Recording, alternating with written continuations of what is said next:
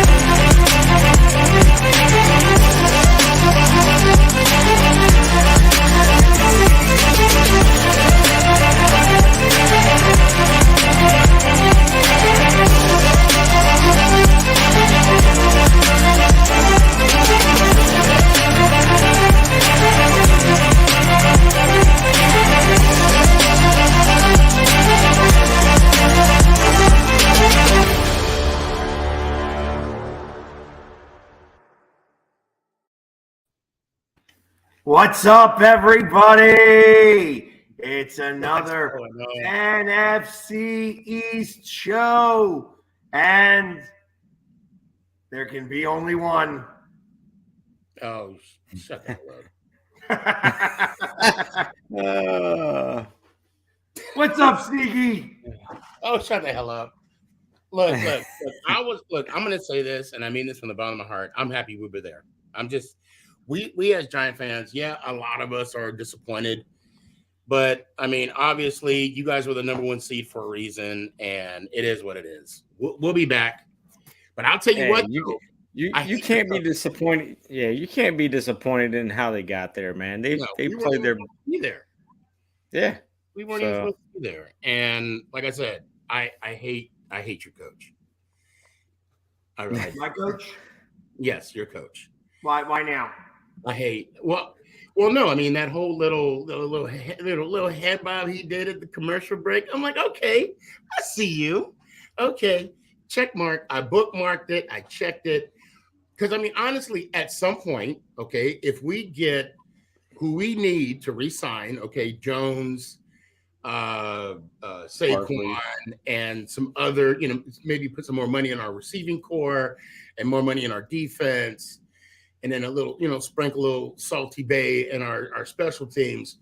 We are what you guys were a couple of years back, maybe last year.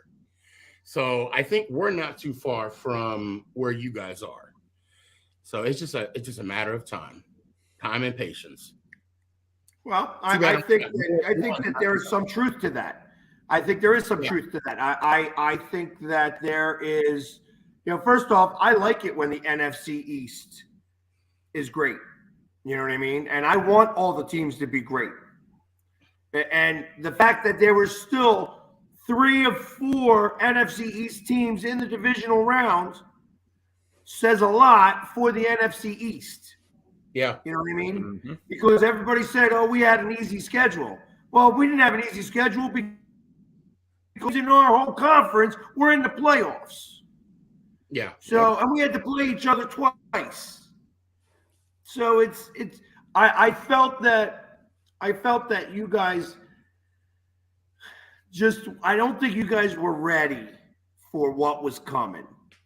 And when he went for it on 4th and 8 with only being down 7-0, that was a telltale. That was an absolute telltale of what was to come. I don't think it was more so what was coming. I just knew that when you guys scored your first touchdown, we got the ball immediately back and did not answer. I'm like, okay, today's going to be a rough day. Yeah. Right then is when I knew it was going to be a rough day, and I was okay with it.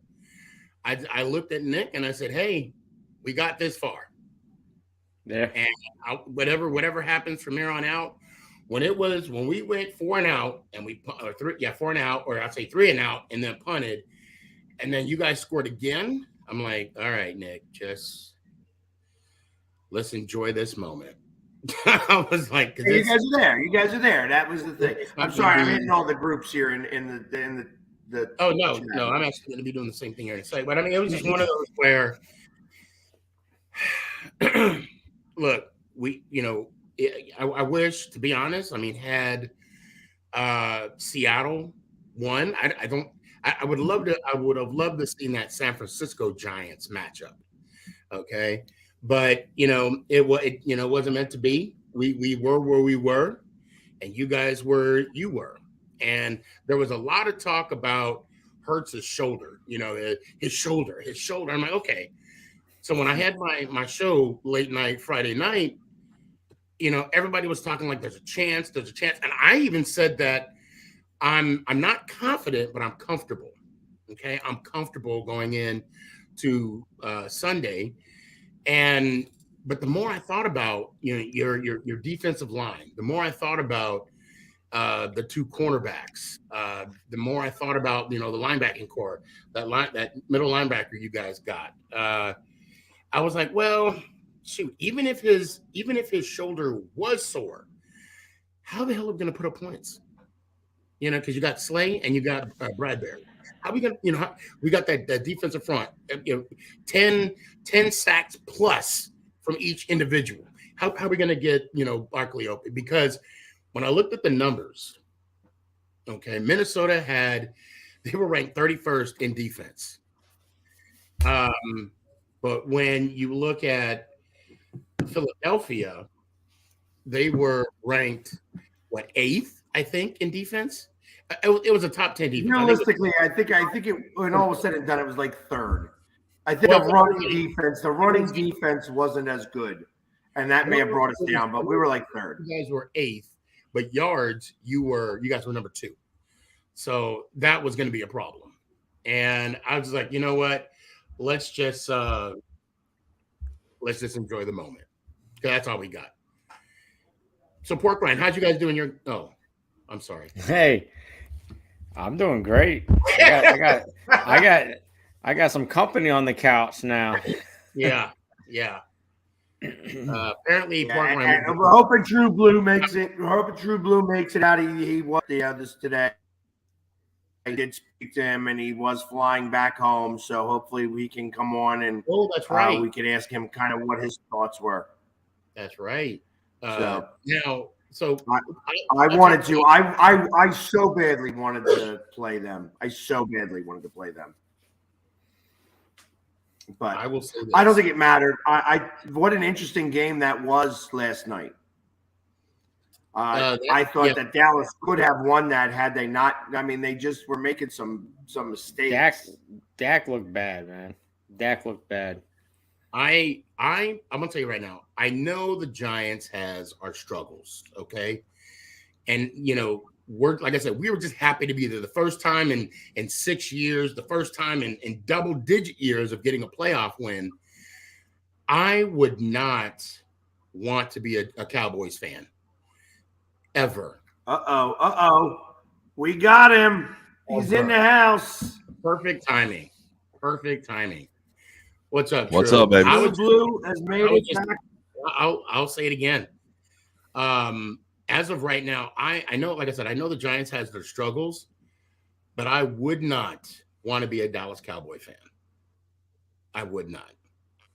Just the fact that what do you guys 0-11 in divisional games or something like that? 0-7, I think it was. And just the issue of every year having such high expectations. I'm not saying you put that on the team, but every year having such high expectations and every year coming short. And I've seen the videos. I don't know if you guys seen the videos of people throwing their TVs away, punching their screen TV, shooting their TVs. Like it's the TV's fault that you guys have not advanced to the NFC Championship game since 1995. I know that's vodka. I know that's not water you're drinking right now. As a true Cowboys fan, you should be drinking right now. But I mean, seriously, what is the feeling, overall feeling right now you got in True Blue?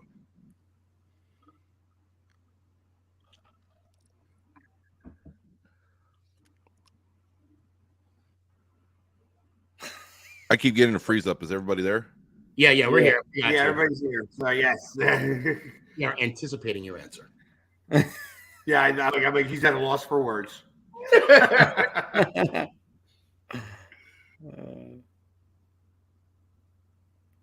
Whenever you must be lagging pretty badly.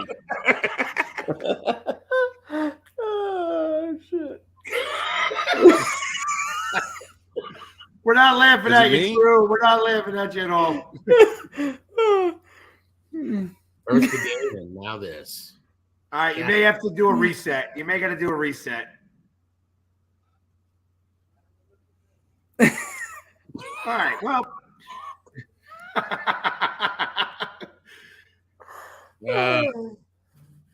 Words now. He's just a man of few words. Man of few words. How does it feel like to be a Giants fan or a Cowboys fan? It's like to be a Cowboys fan. Are you guys there? Yeah, we're here. We hear you, but you have not moved. There he is. All right, I think you got it. Technical difficulties on my end. Hey, no worries. Hey, that's the beauty of a live show. So, anyways, but I think you're back now. So I heard your question. All right. Yeah, I heard your question, and you know the high expectations. Of course, it's every year, but when your relationship, and I'm gonna speak, not me, my team. I'm gonna say the internals, the coaching staff, the owner, the GM, everybody who has working relationships. You know, I'm going to have to say with the GM, I'm not saying the owner, I'm saying the GM. But the relationships that he has with his coaches are true bonds, and I just don't understand it because once somebody, you know, does something so egregious or can't do anything to back up what they're talking about, you keep them around year after year after year, regardless of the head coaching change. Just doesn't make sense. And I think you guys know where I'm going with this, but you know, fans out here, you know, give up all their money and everything else year after year as well to this team and spend a pretty dime to make sure that we have the players and personnel that we need. And it just never seems to fit with what the GM wants. And I have to stress the GM because it's ultimately who it falls upon. And everybody knows who our GM is. And it's just, you can't have these internal discussions without having some outside conversations, and it just seems never to happen. And I know that Steven is getting there, and I just don't understand from a fan perspective how you can keep going on with the coaches that you have. And I'm not talking about the head coach. I am not talking about the head coach. Right. I know you're talking about. I'm not talking about the defensive coordinator. No, I know you're talking about. Oh, you are. And it's just one of those things where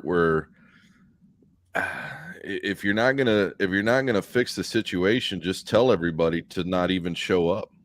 I mean, as a fan base, we can have our expectations all our want, but when we see the stats, it's just horrifying. And yesterday was horrifying. Mm-hmm. Sitting in that end zone, seeing what I saw, the play after play, when I'm able to yell out exactly what's going to happen, and everybody sees me, and they're like, you know, and I'm doing that from my seat. What do you think the defense is seeing from San Fran? Right. They know what's coming. Yeah. They know the routes. You can read the routes. You can't sit there and say, "Oh my," you know what? No, you can't do that. And again, me as a fan, I'm seeing that from the field in my seat in the end zone all the way down at the other side, and I see what the linebackers are doing already adjusting to the situation.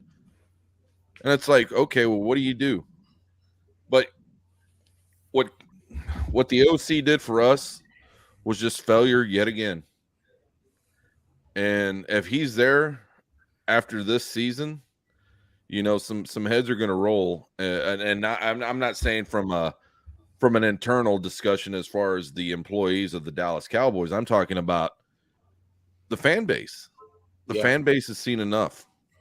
We've had this guy as our backup quarterback. We've had this guy as our offensive coordinator, both with Linehan and Jason Garrett. And we see that nothing has changed with him. Nothing.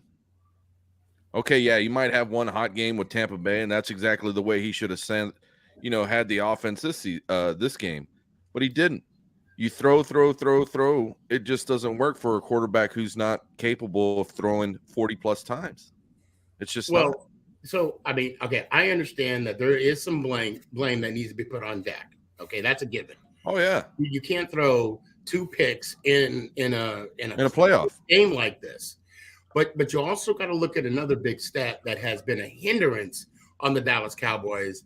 Let me take a step back first. Let's go back to last year. Okay, the 2-minute, the clock management killed you guys. And what's up, Chris? That was the first half. And what I want to get at is last year against the 49ers, it was you should have took that and put it on the practice field. You guys should have immediately been more. You guys should have been like experts, subject matter experts of the 2-minute drill. Again, the situation. And also situational football. But I want to say that punt, that third down punt, take a damn timeout. What the hell? I mean, clock management. And then what really hurt you guys mostly, 7 penalties for 50 yards. Yeah. 7 penalties. Yeah.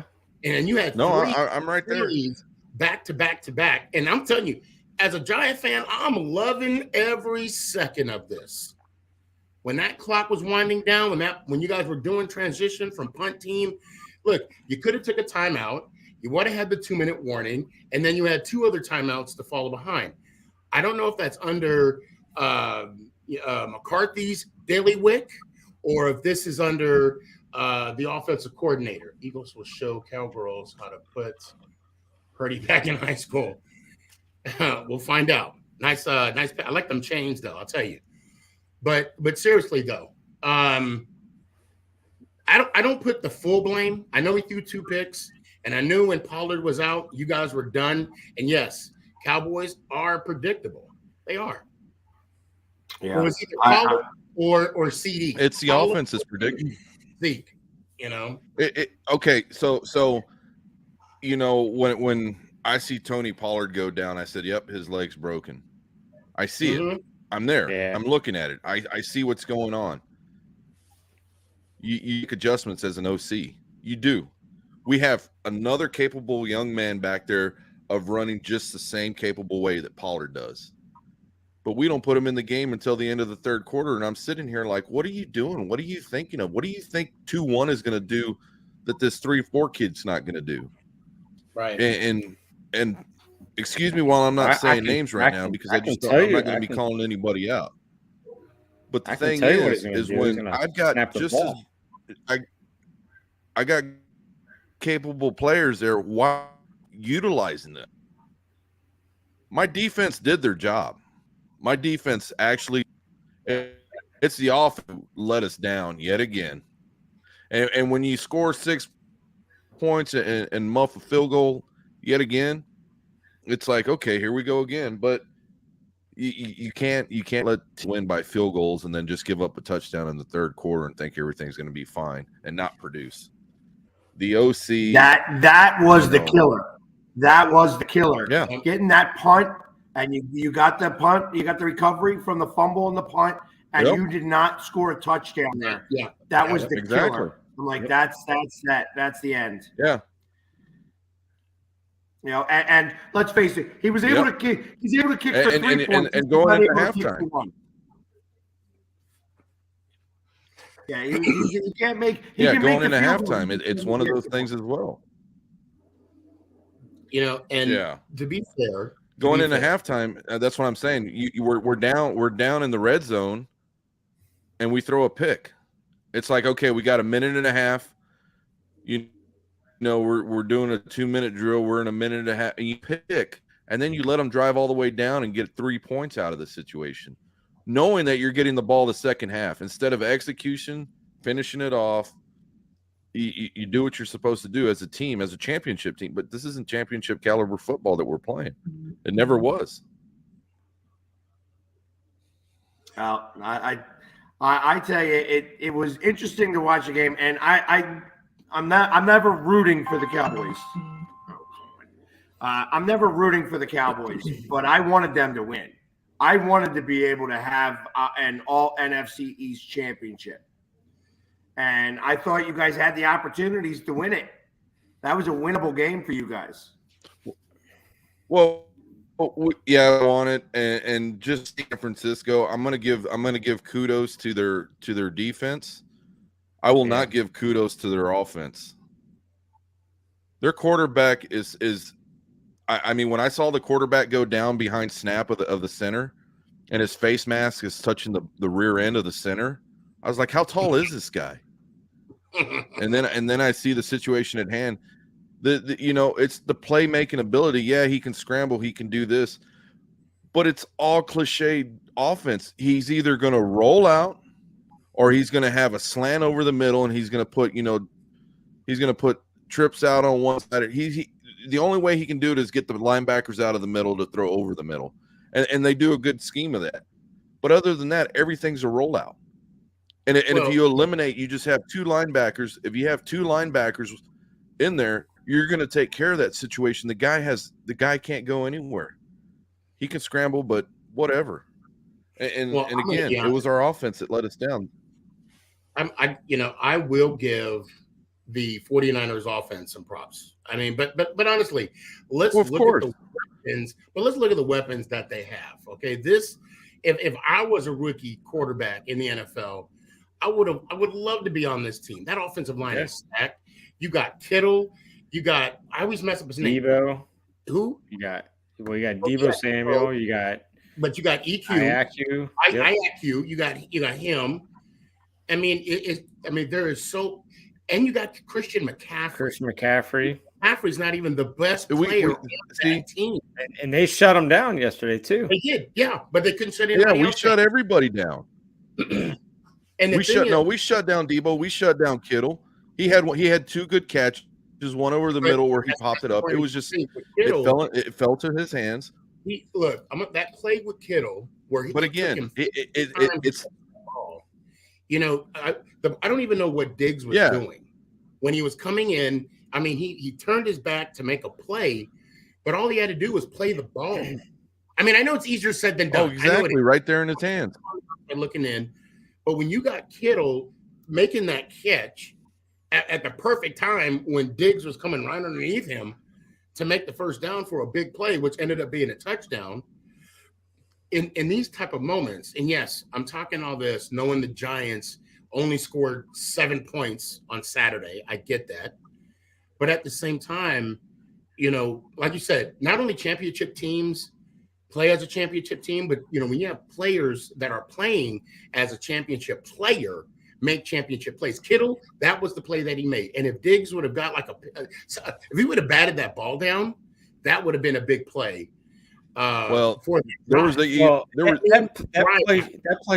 play shouldn't have even happened. There should have been a flag on the play because when Kittle was on the line, he was covered up by the fullback. So when he went out for the pass, that should have been an ineligible man downfield, and that should have been a penalty. Exactly. But regardless of all that, here's the thing. When you just don't put any points on the board due to your lack of offense, you're just not going to win. 3 field goals and a touch is like, okay, whatever.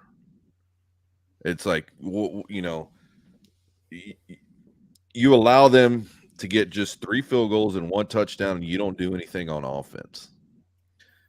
And I see the comment there, how short of a leash is Dak on?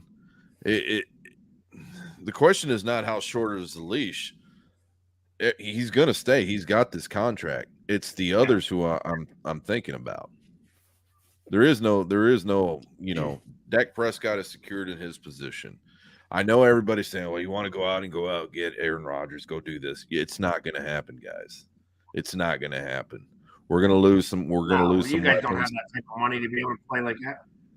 No. Well, that's what I'm saying. So. The thing that if anything, I think finally, after 2 seasons of the head coach dealing with the player personnels that he inherited, I think him showing that, hey, I gave your guys a chance. Now it's time for me to bring in my people. Right. I think, that has to be seen, because that's ultimately what I see. Sorry, guys. I gave your guys a shot. You've seen these last 2 years. I've given you 12 wins, but I could only do so much with what I inherit. You told me to keep these guys in their positions. That's what I did. You see what happens. And nobody talks about that. You know what he does? You know what's going to happen when that happens? He'll be lucky if he gets those same 2 years with his own guys. I can honestly see. Well, I know you don't want to mention Kellen Moore. I'll mention it.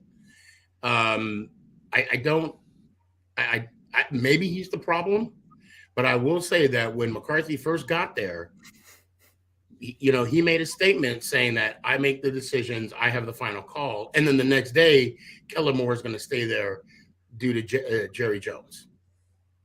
That's 2 different. Well, that's exactly what I'm saying. When you inherit something, you have to deal with it, right? And he's dealt with it for 2 years, and he's shown that I relied on your guys that you told me to deal with, and I've dealt with them, and nothing's changed. So you got it. You got it. Yeah, but I bet you this year. So, but I think the fact that he kind of looks at it. I feel like Jerry Jones looks at it like, hey, as long as we make it as far as the Eagles, the fact that the Eagles are in the NFC Championship game is going to really wear on him.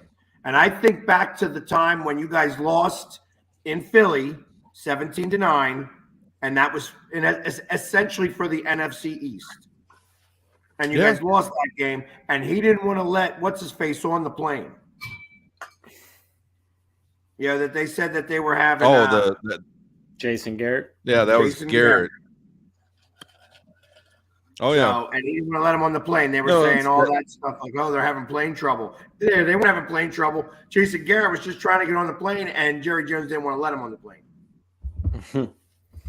Yeah. And if you go back to the beginning of this season when we discussed it, and when we were talking about it, we said even this week 6 matchup, and I said it. I said that's going to determine who wins the NFC East. From that game on, whoever wins that game is going to be the NFC East champions. And that's exactly what happened. You guys got that win, and we just couldn't. We didn't keep up. I think we can all have somewhat of agreement that winning a division is nice, but home field advantage does not necessarily mean home field advantage. I mean, maybe for some. I mean, obviously the Eagles, you guys came out and showed out. But, I mean, I can say for the Vikings, it didn't work out. You could say for Tampa, it didn't work out. And look at Cincinnati. They're in the AFC Championship after beating Buffalo in Buffalo. It's just the caliber of the type of team that's on the field. Right. And the quarterback. In that game, it was a straight smackdown. They just took it to them right away. And Buffalo couldn't recover. Now, to kind of reflect on the Giants game, see this right here, the Cowboys and the Giants, it's legitimately the tale of 2 teams. We didn't have any expectations. We were playing with house money. That's all I heard since the playoffs even started. We got our Super Bowl by beating the Vikings last week. We were on cloud 9, okay? And the fact that everybody's saying, oh, we got slaughtered, we got smacked, we got destroyed. Yeah, because Philly has been built. They built their team to what they are today. From day one, from draft day, when they got AJ Brown, holy schmack. And then when they picked up Bradbury, which was a salary cap casualty for us, I knew deep down Philly was going to, I knew before you even said anything, I knew that you guys were going to be dangerous. But I wasn't going to give you the benefit of the doubt because, no, I'm going to have confidence on the Giants. But then when you look at that defensive front, 16 sacks, 10 sacks, 11 sacks, 10 sacks. What?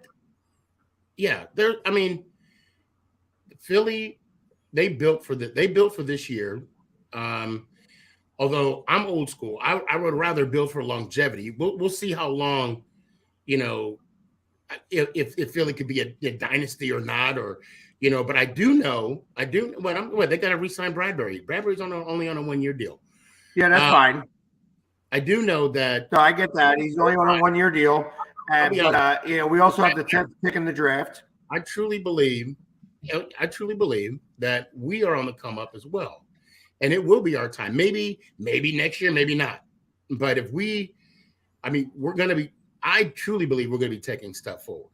So for us to get beat the way we got beat, it was good because now it kind of showed what kind of caliber of a team we need to be to have what Philly had, home field advantage, the top seed. And are you saying that? Are you saying that with the condition that Daniel Jones is going to stay there? I believe Jones and Barkley are going to stay there. It's just a matter of how much it's going to cost, because I know Barkley wants McCaffrey numbers, and I believe he's worth it. But what I believe and what Joe Shane believes is two different things. Because we have 11 draft picks this year, so that's going to help out. But at the same time, we got Jones, we got Barkley, and there's a lot of other free agent issues that we're going to have to dress up. But I don't know how much true it is, but Cat Williams was on record saying that he would consider a pay cut to keep this team going. And we'll find out. We'll find out. Yeah. Just as a Giants fan, accomplishing what we were supposed to accomplish with the problems that we had from what Gettleman left us, man, I'm happy. I'm happy. I'm happy. And we'll just see where this takes us. Well, all right. So I'm tired of all this couch talk. There was a team that did make it through the NFC Championship game. True. I guess I should hear from you guys, because I know Sneaky is very specific in the way that he's thinking of things right now. What were your thoughts on the games with the Eagles? Who, me or no? True. From an offensive perspective. Yeah, from an offensive perspective, right at bat, 14-zip first quarter. It was like go. The Eagles wanted to drive down the field, and they did. The defense held their end of the deal. I think it was pretty impressive the way you guys went out there and did that. I just didn't see from the Giants. I didn't see any continuity from last week. I see Daniel Jones not really making the throws that he was making, the decisions, but Eagles were getting behind the line of scrimmage. These guys, you give them 3 seconds, they're good to go. Give them anything more than 3 seconds, they're out of sync. That was the biggest difference maker. Every single time. So Jones it was very impressive, and I'm going to take the Eagles to win the NFC. The NFC to get into the Super Bowl, because I think your defense can hold San Fran. I think your offensive side is going to score more points based on the fact that we just couldn't score. So I'm not going to say it's a give me if you guys come out too cocky and say, oh, we're just going to roll over, because San Fran's going to go in there to play. But again, a good defensive coordinator is going to see the situation with that kid back in the backfield. I'm telling you, he cannot throw over the line of scrimmage. he will roll out. If Almost like anything, get that dime package going and just seal up the back end. I mean, get those big boys back there, and the guy's not going to know what to do. It was that simple of a win. That's what I think. We just screwed the pooch. That's what I think is going to happen. Well, I'm gonna. There's a reason why there's never been a rookie in the Super Bowl, and I think this big game is going to come as a surprise to him. Well, I'll say this about the defense of the Philadelphia Eagles. Even with the healthy offensive line that we had, that was by far took leaps and bounds from last year. Look, when Jones, we didn't have any receivers that could break open. All right, that's the main thing. Okay, and two, let's be real. When Jones hit his back foot, he was running for his life. He couldn't plant and set his feet against the Vikings. Yeah.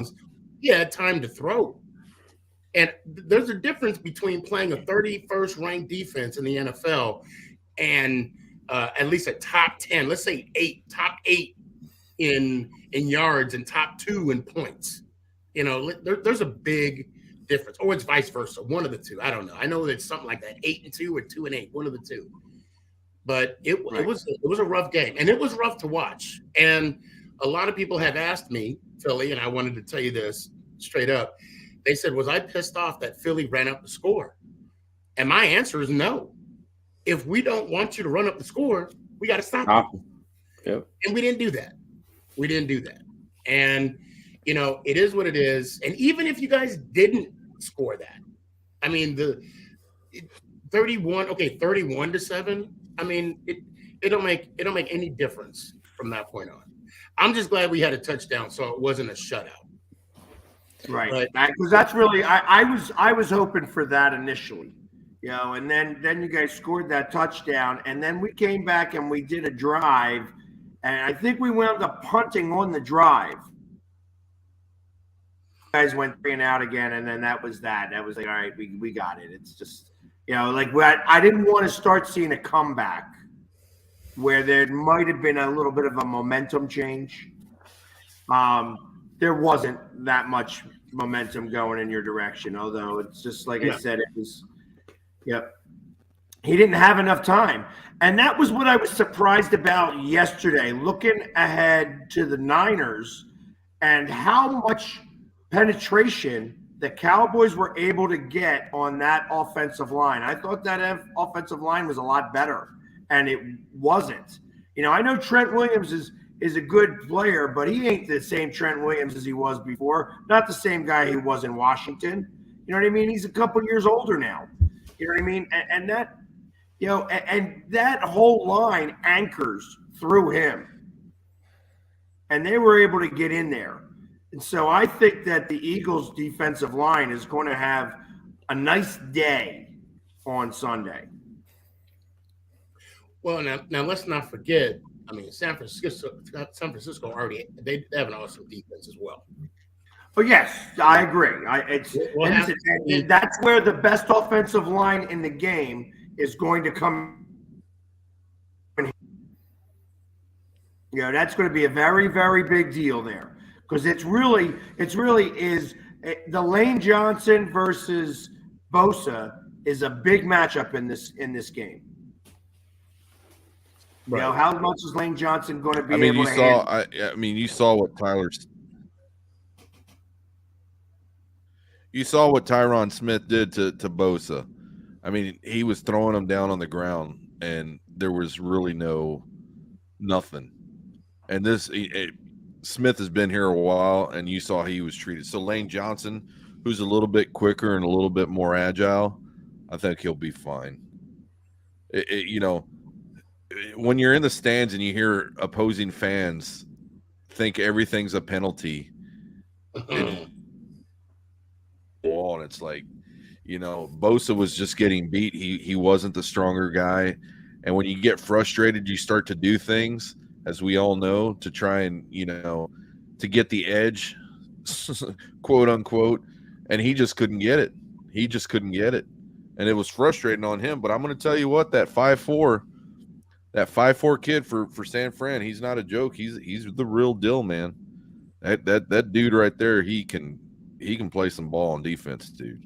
That's the only guy you got to watch out there on that defensive side. This number 5'4". So yeah, I'm not even sure who that is. If you guys have any, he got the second interception down on the end zone side before the half from us. And, but seeing him close up front, he was just, going off on everything. So I think this week is going to be interesting because San Francisco is ranked number 1 defense, points and yards. Okay. The Eagles offense ranked number 3, points and yards. So I could honestly see a chess match. Yeah. This week. And granted that Philly defensively is 3, I think it's you guys were ranked 2 in points and 8 in yards. I think that might go into your favor because I had it here, the 49ers this year. Fred Warner is 54. Yeah, Fred Warner, yep. They're ranked. I mean, they have the 5th rated offense for yards and 6th ranked offense for points. And again, that just comes to all the weapons that they have on there, and it's just ridiculous. Hold on, Chris says. Yeah, that there might be. I see Chris Lentz. That's another thing too. The weather. What's that gonna be like up there this weekend? Right now, they're talking about 38 and rainy. Oof. That plays into your hands, though. I mean, both teams. You know what? Both teams have the water. I don't mind the cold. I don't want it rainy. I'd rather not have it rainy, but his makeup will be runny. It's not even that. It's you know what? miserable. If we go to the Super Bowl, it's a beautiful sunny day, as far as I'm concerned. Right. You know what I mean?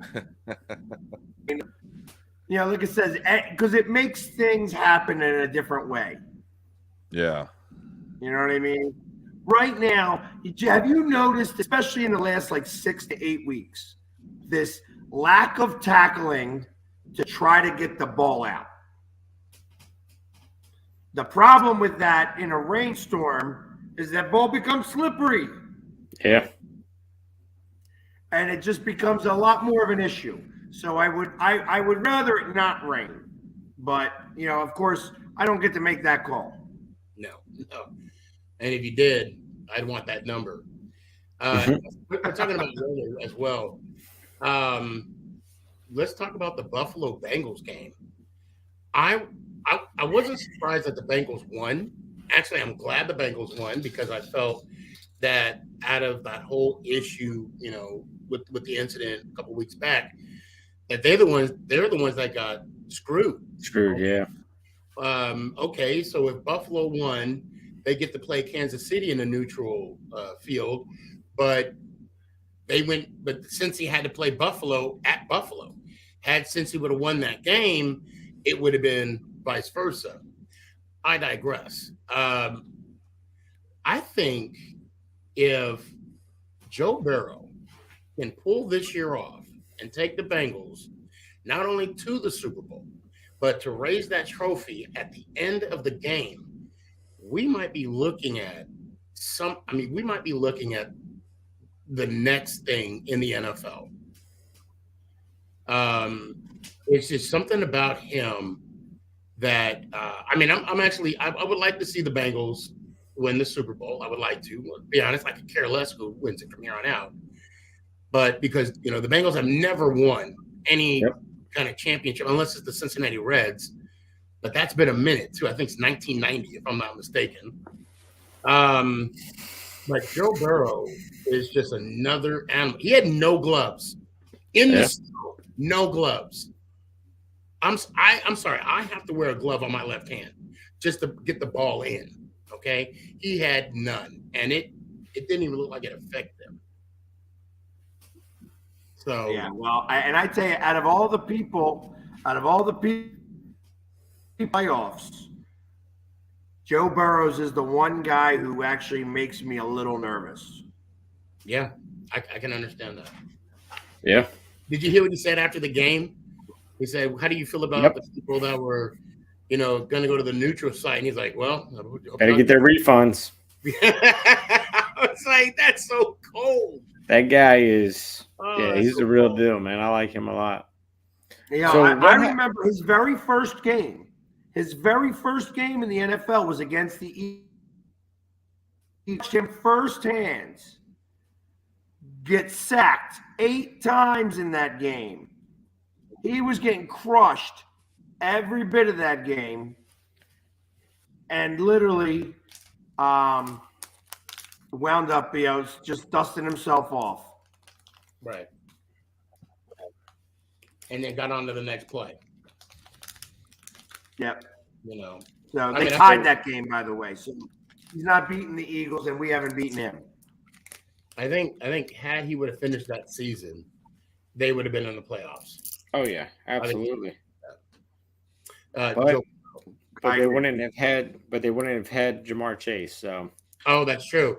It all works out, right? it all worked out. It's kind of like that Chinese man. Oh, you're lucky you got a house. Maybe. Or no, you got a horse. Maybe. Then the son breaks his leg. Oh, I'm sorry for your son. Maybe. Then the people need soldiers to fight, but his son can't fight because he hurt. Anyway, yeah. So what happened after the game with Diggs and Allen? I'm seeing Chris's comment. Yeah, that's an interesting take. Like, what were they talking about? I heard that Diggs immediately got to the locker room, got dressed, and left. And it was a practice player that brought him back to the locker room so they could talk or whatever. And Diggs ended up leaving not too much after that. I mean, well, I know he blamed Allen. Of course he did. I didn't. So I haven't really been following too much about that because they're out. You know what I mean? So I don't care. The turmoil that happens, I'll be able to read after the Super Bowl. But right now, it's just I can imagine that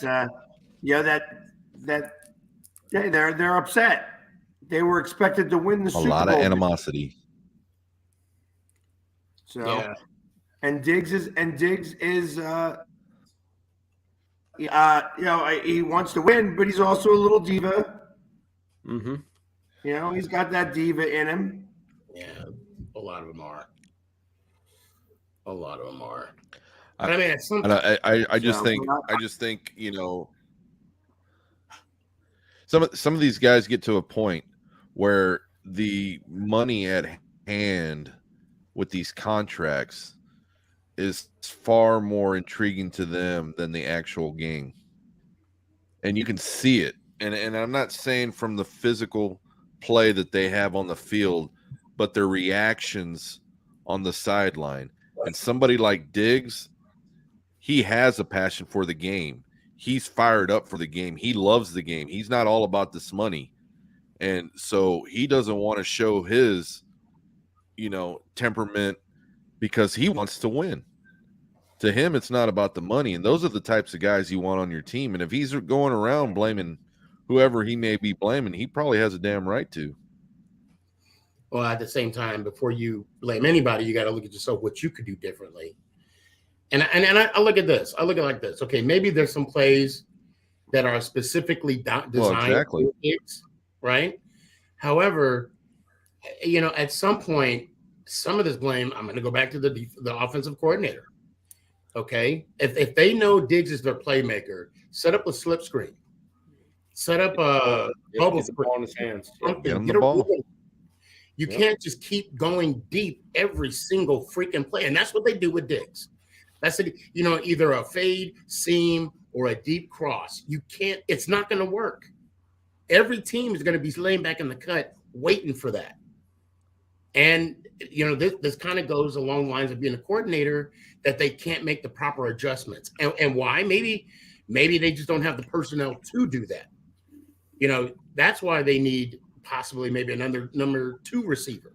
I don't think Beasley is going to be the answer, but I mean, I get passion, I get all that. But at some time, if you want to be a true leader of the team, you can't complain and bitch because you're not getting the ball. You can't. I mean, for example, Galladay, this whole season, you didn't hear him complain one time. I mean, you did hear him say, "I want to be out there," blah blah blah. It was so bad when he got his first pass as a Giant. The crowd went wild. His first touchdown pass of the year, crazy. That's again where I'm saying that mentality. I got mine. I'm not worried about what goes on with this team, and that's the kind of reaction that fans see from the players. If you're saying that he's saying, "Oh, I'm going out there, I'll wait till I get mine." No, you want the ball. If you're a playmaker, you want the ball, and you tell your OC, "Hey, I want the ball. I want to design plays around that." You don't just sit there and say, "Hey, well, when it comes to me, it comes to me." No. You got to work. You got to have that relationship. And you go back to Phil Simms, John Elway, Troy Aikman, these guys that are old school. Eli Manning with Calvin Gilbride. Or, current and relevant to us. You have me the ball. I want the ball. And what did the quarterback do? All right, man, you mess up, it's on you. No, they throw in the ball and they got the results they wanted. I think Gabe had a good point. What did he say? He said Josh Allen played way better with Dable than his new OC. Well, I mean, I think maybe I don't know if it was Dorsey. Let's say he played more productive, less turnovers, and more efficient football with Dable. Wow. Okay, we can also say we're a little biased because I agree with you, but at the same time, they just need to rebuild that relationship with their new offensive coordinator. But even with the offensive coordinator, the new one, Ken Dorsey, all right, who's from the U, won a national championship. Look, they still won their division. They still made it to the AFC Divisional Round at home, by the way. So there was some successes. I mean, we can't blame this one game on the failures of the offensive coordinator. However, I don't know who was on the sideline that they were talking to. Maybe it was the quarterback coach. I don't know. But all I'm saying is get a rhythm going. That's all I'm saying. Yeah, and that's any team. And that what really hurts, I mean, me as a fan, is knowing football, knowing the plays, knowing the designs, seeing everything that goes on. And Philly and I were talking about earlier in the season, when we know what needs to be done and it doesn't get done is more hurtful. We know, you can see the what it takes to score a touchdown, what it takes to stop a defense, and you don't do it. You have all the technology in the world to see every angle, and yet you don't make any adjustments. You can see somebody on the field and they're wide open, the route they're going to run, and yet nobody on the field talks about it. And I say, yeah, it's real time. It's not a video. I get all that. But if you're an offensive coordinator or defensive coordinator and you have every tool at dispense, you have to do something. I say that all the time. You can't. When I know the play that's coming, that means that everybody else knows money to know the play. So when I know the play, I know everybody else knows the play. Exactly. Normally the play don't work. Exactly. So and that's the thing that happened in our game. San Fran knew the routes they were going to run because it's just been cliche all season. And what I still don't understand is how we have guys running the same routes, even though they're on different sides of the field, they're running the same damn routes. And I'm just like, are you serious? Why is everybody running a hook? Why is everybody running a curl? Why is only everybody running 9 yards and turning around when you got to get 10 yards? And don't tell me you're going to make it up on the one when it's 3rd and 9. That first pick Dak threw, that was definitely the receiver's fault. I don't even know what route that was. That's the thing, dude. The one big play down the field that CD Lamb had. I mean, I was just like, I don't get it with these guys. you have a player talented like that you can go out and he can go get the ball, but yet you don't call plays for him. It just makes no sense. Well, And that's the frustrating part. I mean, and I got to ask the question. So, how many plays are you going to have Zeke be the center for in the future? I think it's going to be that last one because he got ran over. Yeah, he did. Yeah, he got ran over. One. And the thing, remember earlier in the season when we were talking about players exchanging jerseys and getting off the field and hugging each other and everything. I think that's going to be changing here real soon. And I think that's going to be changing for the best for the Dallas Cowboys. Why do you say that? No. Curious. No, like Micah Parsons. Micah Parsons is yeah. done. Micah Parsons is done, dude. He's not going to be going looking for autographs. He's not going to be looking for exchanges on the field anymore, I'm sure. And that's what you got to do as a leader. You got to tell them, nope, I'm not doing this no more. Somebody wants my jersey. I want their jersey. I'll do it off the field. I don't want to talk to these guys. There was a little spatter going back between him and Samuel after the game, and he told him, don't be using my name. And I think we need to get back to that. I don't know about you guys. I'm all for friendship and everything. We can hang out as family and friends before a game and after a game. During the game, it's on.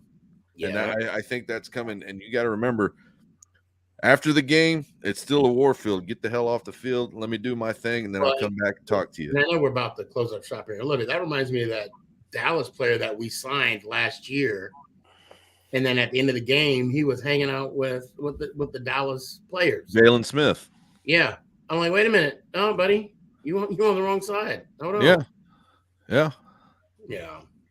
Trust me, dude. I'm telling you guys, it got to get back to the wrestling. Friends and family after, friends and family before.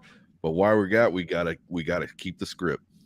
I agree. So with the Super Bowl, or we got championship weekend. What Super Bowl? I feel like I don't know what team. One of the two teams you're going to pick. What is the line on both games? So I have it underneath of us. The Eagles are a 2.5-point favorite, and the Bengals are a 1-point favorite. The away team is 1-point favorite. Yep. Mahomes is on his ankle. He's got a bad ankle right now. Right. That's right. And plus, Kansas City has not been able to beat the Bengals in like 3 times. They're 0-3. Last 3 times. I know that. Well, I'll make it quick with mine. I would love to see an old school Super Bowl, and I'm talking like Bengals 49ers. Yeah, Cincinnati. I said Cincinnati Bengals. No, a Cincinnati 49ers Super Bowl. That's what you'd like to see, Bo. What are you calling? Well, that's what I'm calling right now. I mean, okay.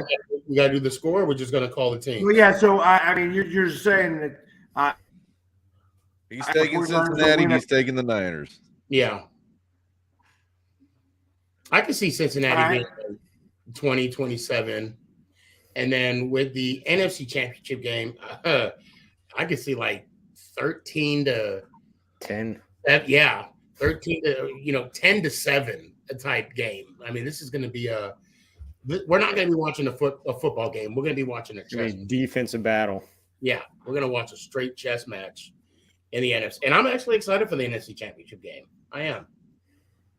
So I'm going to take Cincinnati just because of the ankle of Mahomes.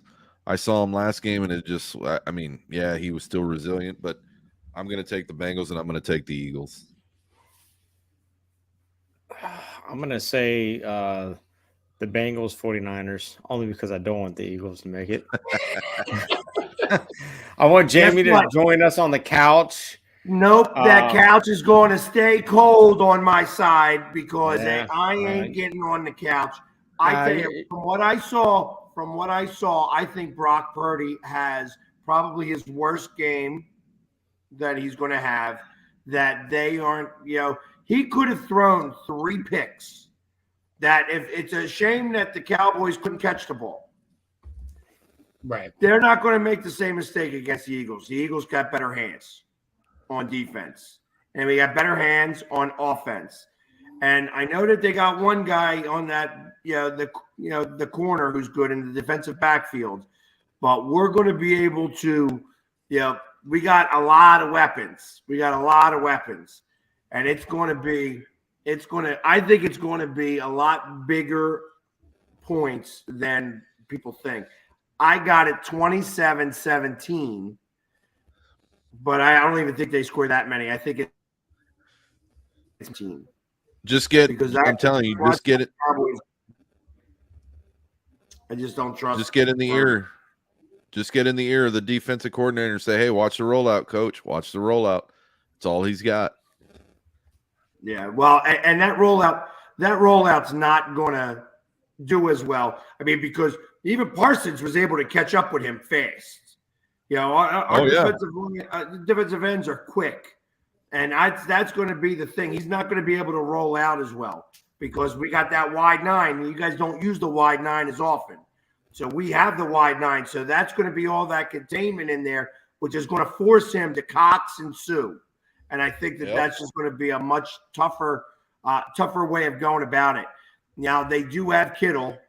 Kittle's the one guy who makes me a little nervous, but I'm not worried about Ayuk. I'm not worried about don't say you're not worried about Debo. Yeah, don't no, say not Debo. Debo. Now, McCaffrey does have an injury. I think his calf is messed up. Yeah, he's going to play, though. I read about that. He's going to play. Oh, yeah, he's going to play. Yeah, it's going to be a fun one. I'm excited. I'm excited to watch the NFC Championship because there's going to be like a Mayweather Pacquiao fight. I mean, well, no, because Purdy's not a record, Pacquiao's not a rookie. So, but it's going to be an awesome chess match. So yeah, I think it's going to be fun. I think it's going to be an old school smash mouth football game. Yeah, you know what I mean. I thought that the Giants game was going to be more like that, and it didn't happen that way. I mean, wait, hold on. There was a game. There was a game. Yeah, not for you guys. Yeah, I mean, that's for me. So, but and then for the other game, I mean, I can't bet against Joe Burrows. I just can't bet against him right yet. Super Bowl's a different story, but. You're not going to give him that. No, because you know why? That's where him missing his offensive line is going to really hurt him. Yeah, I said the same thing at work today. Yeah, it's just that the Chiefs don't have that type of defensive line. He's going to be able to get past them, but they're not going to. And same thing with the Bills. The Bills didn't have the defensive line. If Von Miller didn't play, that was the worst thing that could have happened to them. Higher caliber team. So, but good luck, brother. Have fun. Yeah, I appreciate it. I will definitely be there, and enjoy the couch. I hope it's nice and warm. I know that Pork Rind has been laying on it to try to keep it all warm for you guys. Hey, I don't need to lay on it anymore. I got two of my good buddies, and hopefully my third one coming soon. Well, we'll talk next week. We'll be talking next week, and hopefully after an Eagles victory. I expect it to be, but I'm still, we got to play the game. But as always, thank you for everybody who hung out with us. Let's go. And go Birds! Go Niners! Yeah. Next year, everybody. Next year will be our view. Next year.